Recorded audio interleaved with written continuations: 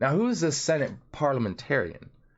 And why is he worried that they're going to block his attempts at reconciliation? Well, I'll tell you who the parliamentarian is as we go over this story. Outrage. As Biden says, fate of immigration reform is for the parliamentarian to decide. How's the parliamentarian? It's the first I've ever really heard about it. Was the other day. So President Joe Biden said Monday that he would defer to the advice of the Senate parliamentarian regarding whether Democratic lawmakers can approve a pathway to citizenship for undocumented immigrants using budget reconciliation, prompting outrage from immigrant rights activists who argue that an unelected official should not be allowed to determine the fate of millions of people.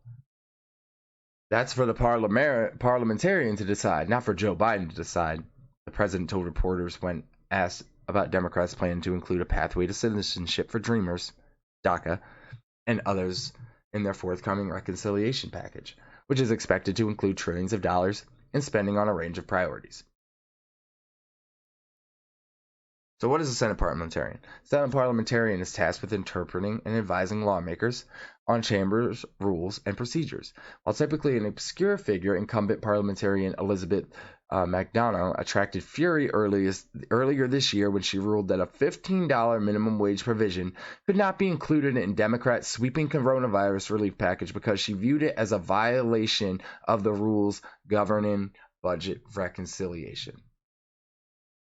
So, as we spoke about in the last story, budget reconciliation is a procedure where they can go around the filibuster. They don't have to get all those votes in Congress from Republican seats. They can win it with a simple majority, with 51%. And because they have 51%, the Democrats own the Senate. They would just need Democratic voters to sign off. They would just need all the Democratic voters to sign off. But then there's the parliamentarian. The parliamentarian can decide if something is allowed if it's considered a new policy or a transformative policy, and it can't be in that violates these rules. The so-called Byrd rule.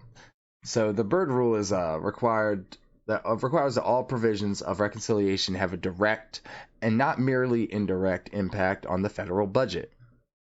McDowell rejected arguments from Bernie Sanders, economics and policy experts that a federal minimum wage boost complies with the Byrd rule, and the provision was ultimately stripped from the package. So, this woman decided that $15 minimum wage was not a provision that they had to sign on to. After Bernie Sanders, I didn't know she was an expert on economy. She's not an elected official. She's just some person that they hired. Because if policy experts, economists, and, a high-ranking senator all agree, 10 million Elvis fans can't be wrong, am I right? But apparently she knows best. And she is King Emperor Parliamentarian Elizabeth McDonough.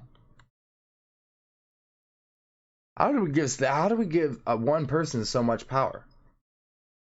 A direct line veto? How do we give one person so much power? Even the president of the United States does not have a direct line veto on these issues in the Senate, where you can just snipe out a provision. So progressive fear, one person can just snipe out the provision. Progressive fear that proposes changes for the immigration system as well as other Democratic priorities could suffer the same outcome. Unless Vice President Kamala Harris uses her authority as presiding officer of the Senate to overrule potential unfavorable advice from the Senate parliamentarian, something Harris refused to do during the minimum wage fight.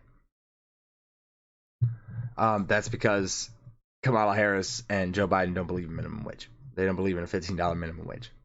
If they did, it'd be done. See, this is where you can look at and see what people's beliefs truly are. She could have put her foot down and said no. Biden could have told her to put her foot down. And you know that's her boss. Of course she would have. But no, they don't believe in it. Senate Majority Leader Chuck Schumer also has the option of firing the parliamentarian, as Republicans did in 2001 when the official hindered the efforts to pass tax cuts for the wealthy. There's another option. She is an unelected official. You can fire her. You hired her, you could fire her. Bring somebody that's just gonna... And is that a good thing to do? Maybe not. But this person is holding up the democracy. They're holding up democracy. Are we going to let an unelected person decide on the lives of folks with DACA?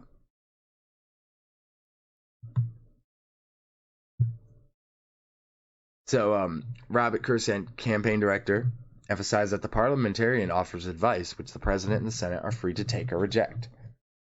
So what is this doing? This is Biden throwing the undocumented under the bus and claiming wrongly he has no other choice. It's appalling. This is a scapegoat. This is so he doesn't really have to fight for it. They really don't have to fight for it.